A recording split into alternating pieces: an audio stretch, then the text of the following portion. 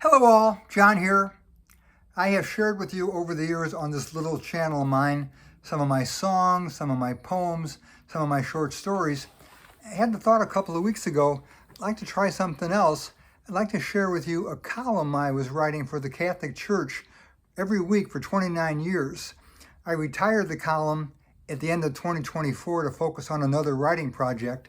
But this column was carried by several parishes in the Archdiocese of Chicago, as well as a church here or there in Pennsylvania and New Jersey and Iowa, Wisconsin, and out in Arizona.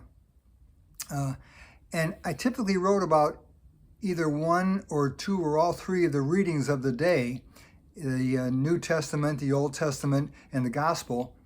And in the Catholic Church, they work on a 3-year cycle, years A, B, and C. So every fourth year, essentially, it's the same set of readings.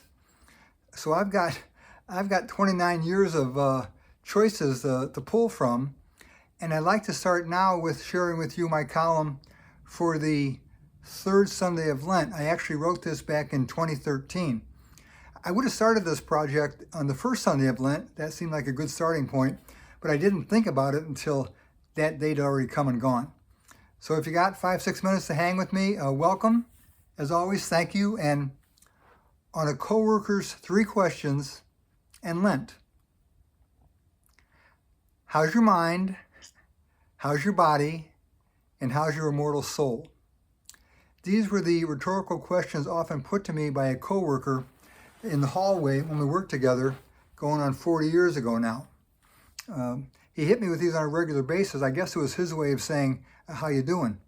I still remember his phone number, which is an odd memory after 40 years. It was 464. Things you remember, you know. I also remember him staying out all night with a salesman after I insisted on being driven back to the hotel after dinner.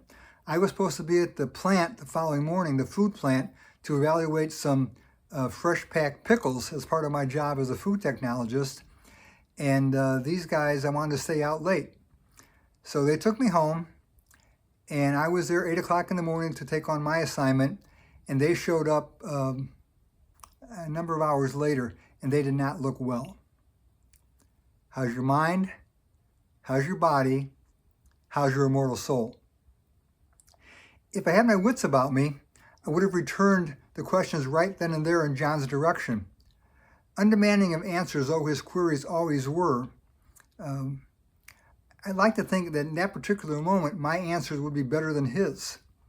John was plenty groggy and dreary-eyed that morning, so I'm pretty sure I won on the mind question. I had just gotten a good night's sleep after all. He was out imbibing the night away, or as he told me later, just having a few pops. Plus, I had youth on my side back then. That was 40 years ago. So I think I won on the body question too. It's that third question, though, that's still giving me pause. How's your mind? How's your body? How's your immortal soul? Just because I claimed victory in questions 1 and 2 didn't mean then, nor does it mean now, that victory was or is mine in question number 3. It doesn't work that way.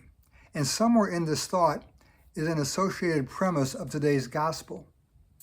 When people tell Jesus of the atrocities committed by Pilate against certain Galileans, Christ responds this way. Do you think that because these Galileans suffered in this way, they were greater sinners than all other Galileans? By no means. But I tell you, if you do not repent, you will perish as they did.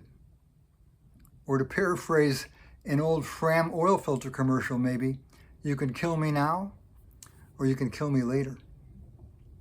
The point Jesus is trying to make, I think, is that as horrific as the fate those Galileans suffered, a similar fate awaits the unrepentant, or, as my old lectionary workbook from years ago had Jesus saying, do not muse so much on the murdered Galileans, but worry rather about the slow suicides of your unrepentant souls.